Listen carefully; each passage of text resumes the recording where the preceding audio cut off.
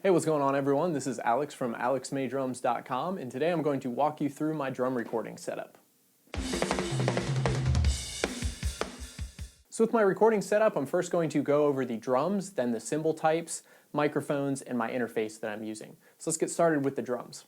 So my drum set is a Tama Superstar kit. It's made out of birch, and with the current configuration that I have set up, it's utilizing a 22-inch kick drum, 12-inch rack tom, and 14-inch floor tom. I also have 10 and 16-inch toms as well that I'll occasionally bring in or swap out depending on the genre. But I've found that a 12 and a 14-inch tom combination typically covers a pretty wide range of styles and genres, so I've been sticking with those fairly often. Then I'm also using a 14-inch brass, it's a Tama Straphonic snare drum. Now for my drum heads on the snare, I'm using a remote controlled sound head, and then I've recently switched over to the Evans black chrome heads on my toms to give them a try. I was previously using the Evans EC2s, which are just your standard kind of 2-ply head with the pinstripe around it to eliminate some of the ringing.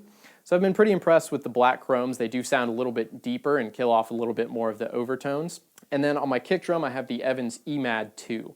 For the resonant heads on the toms, they're just Evans G1s. I believe I have the Evans Hazy snare side on the bottom of the snare and the Evans EQ3 on the front of the kick drum with the porthole. So for my cymbals, if we start on the left-hand side of the kit, I have the Zildjian 14-inch K hi-hats, I have the Zildjian A medium-thin crash in an 18-inch size, and then right here I've added this recently just to kind of mess around with. It's a 12-inch Wuhan China splash, and then just I think it's a B8 Pro Sabian 6-inch splash on there as well. So on the right-hand side of the kit, I have my Sabian AA Raw Bell Dry Ride that's 21 inches.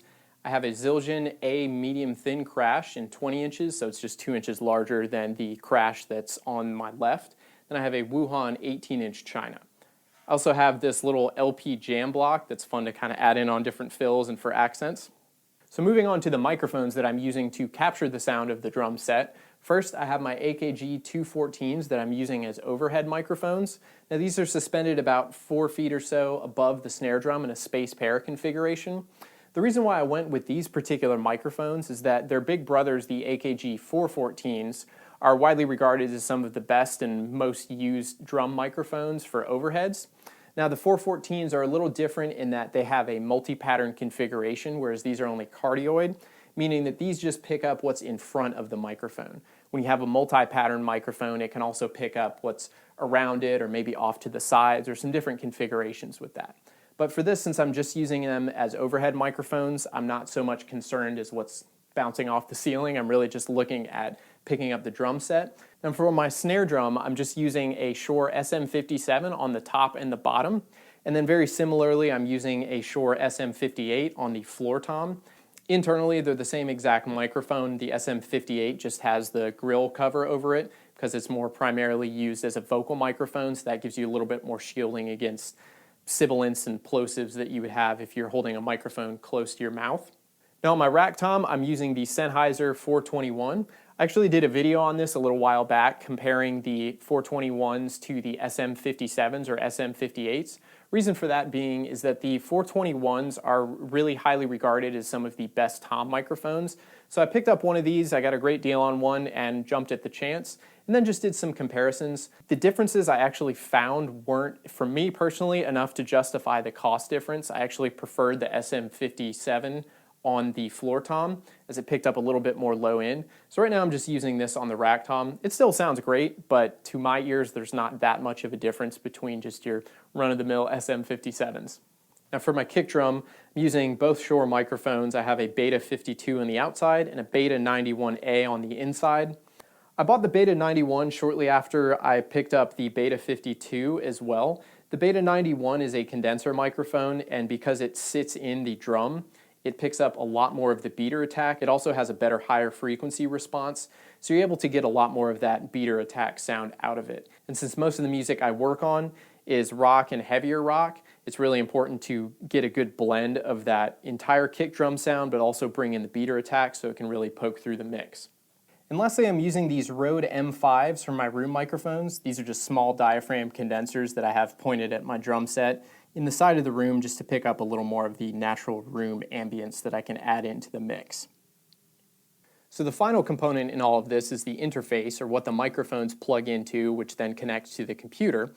And for this, I'm using the Focusrite Clarett 8 pre, which I'm also running a Focusrite Saffire Pro 40 into this Clarett via ADAT. And what that enables me to do is utilize the 8 channels on this in addition to the 8 channels inside the Clarett. So I have a total of 16 inputs on my interface that I can go ahead and record at any time.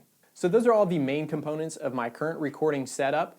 And now this is all stuff that I've changed throughout the years and picked up various parts along the way of recording just to find out what suits my style best and what reflects best on the recording. So with that being said, it's important to note that whenever you're recording, you always want to start at the source to get your best possible tones. Now, if I was looking to capture hard rock drum tracks and I had a cocktail drum kit with the smaller sizes on the tom, snare, and kick drum, it probably wouldn't work out too great.